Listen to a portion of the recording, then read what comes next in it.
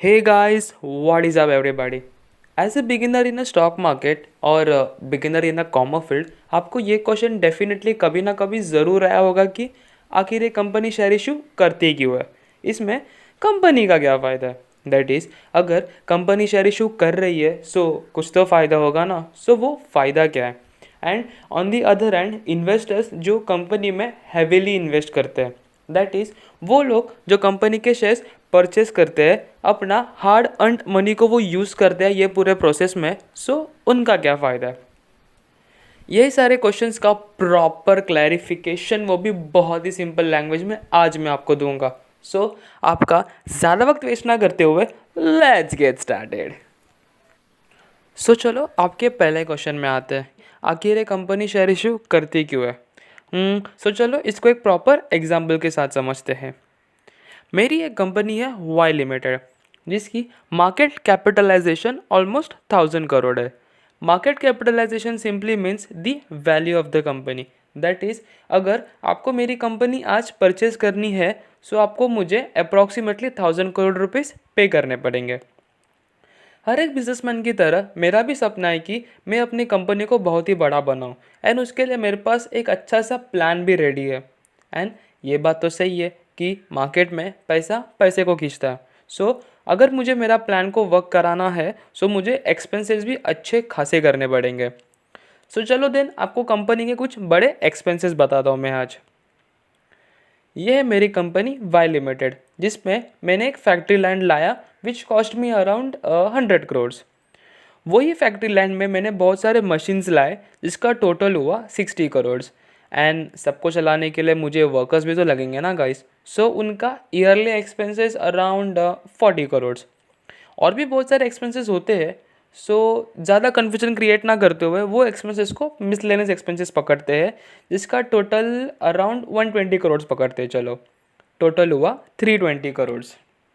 But यहाँ पे सबसे इम्पोर्टेंट प्रॉब्लम ये है कि फ़िलहाल इतने एक्सपेंसेस को बेयर करने के लिए मेरे पास कैश नहीं है। सो क्या करूँ, आइडिया ड्रॉप कर दूँ? भाई कॉमर्स स्टूडेंट हूँ मैं, हमारे पास हर चीज़ का सोल्यूशन होता है एंड इस चीज़ का भी सोल्यूशन है। सो चलो देखते हैं इस सिनेरियो में क्या कर सकते हैं। जैसे कि मैंने आपको स्टार्ट में कहा था कि मेरी कंपनी का मार्केट कैपिटलाइजेशन 1000 करोड़ है एंड उसका 100% स्टेक, दैट इज़ ओनरशिप, मेरे पास है। सो इस केस में मैं क्या करूँगा, अपने कुछ stake, let's say 35% of the stake which is approximately 350 crore के शेयर्स में पब्लिक को बेचूंगा एंड उनसे पैसे रेज करूँगा। दैट इज़ उनसे पैसे लेके मैं अपने कंपनी के ग्रोथ में लगा दूंगा। यही पूरी प्रोसेस को सिंपल सरल भाषा में आईपीओ कहते हैं, that is initial public offer. So आगे बढ़ने से पहले मैं आपको आईपीओ के रिलेटेड कुछ इंपॉर्टेंट टर्म्स बताना चाहूँगा जिसको हर लिस्टेड कंपनी के लिए रूल बनाने वाली अथॉरिटी ने बनाया, दैट इज़ सेबी ने बनाया। SEBI stands for security and exchange board of India. First thing is subscription. Subscription में मेनली दो चीज़ें होती है, first is over subscription and second is under subscription. अगर जितने शेयर्स मुझे इशू करने हैं उससे ज़्यादा शेयर्स परचेज करने के लिए मुझे बायर्स मिलते हैं सो उसे ओवर सब्सक्रिप्शन बोलते हैं। एंड अंडर सब्सक्रिप्शन उसका उल्टा, दैट इज़ जितने शेयर्स मुझे इशू करने हैं एंड अगर उससे कम शेयर्स परचेज करने के लिए मुझे बायर्स मिलते हैं उसे अंडर सब्सक्रिप्शन बोला जाता है। सो चलो इसको भी एक एग्जांपल के साथ समझते हैं। मेरी जो कंपनी है वाई लिमिटेड, जिसका मैं आईपीओ ला रहा हूँ, उसके मुझे 1 करोड़ शेयर्स इशू करने हैं at a price of ₹350 each, that is 350 crore. So मुझे अगर 1 करोड़ से ज़्यादा शेयर्स के लिए बायर्स मिलते हैं सो उसे ओवर सब्सक्रिप्शन माना जाएगा एंड अगर 1 करोड़ से कम मिलते हैं सो उसे अंडर सब्सक्राइब माना जाएगा। ओवर सब्सक्रिप्ट में तो ठीक है, कंपनी शेयर इशू कर सकती है, बट अंडर सब्सक्रिप्शन में हमें यह देखना होगा कि वो कितना परसेंटेज अंडर सब्सक्राइब्ड है। दैट इज़ अगर 90% से कम है सो एज पर SEBI rules company share issue नहीं कर सकती है। एंड अगर 90% से ज़्यादा है, दैट इज़ 90 या 100% के बीच में है, सो उस केस में कंपनी शेयर इशू कर सकती है। And second thing is lot size. आप नॉर्मली आपको जितने शेयर्स चाहिए उतने परचेस कर सकते हो, but in case of IPO the case is different. IPO में आप सिर्फ शेयर्स को लॉट में परचेस कर सकते हैं एंड एक लॉट में कितने शेयर्स रहेंगे ये कंपनी डिसाइड करती है। Third thing is amount of investment.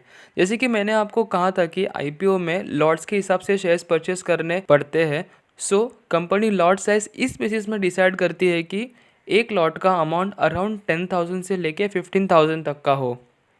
और भी बहुत सारे रूल्स होते हैं जैसे कि कंटिन्यूस 3 इयर्स का प्रॉफिट होना एंड ऑल, बट फिलहाल एज एन इन्वेस्टर और अ ट्रेडर आपके लिए वो सब इतना इम्पोर्टेंट नहीं है।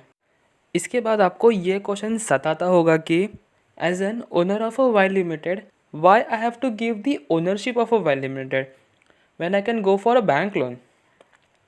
उसमें दो बहुत इंपॉर्टेंट चीज़ आएंगे, और भी बहुत सारे होते हैं बट डीपली हम नहीं जाने वाले हैं। इंपॉर्टेंट दो चीज़ें हैं from a company perspective.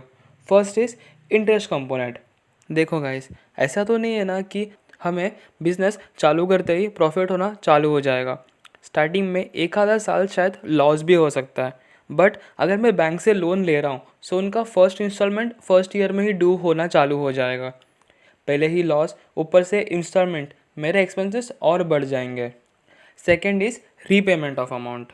Bank के केस में मुझे इंस्टॉलमेंट भर के पूरा लोन क्लियर करना ही पड़ेगा, बट कंपनीज़ के केस में रीपेमेंट का या तो बायबैक के केस में आएगा, दैट इज़ जो कंपनी ने शेयर इशू किया है अगर वो वापस पब्लिक से बाय करती है तब, एंड सेकेंडली लिक्विडेशन के टाइम पे करना पड़ता है।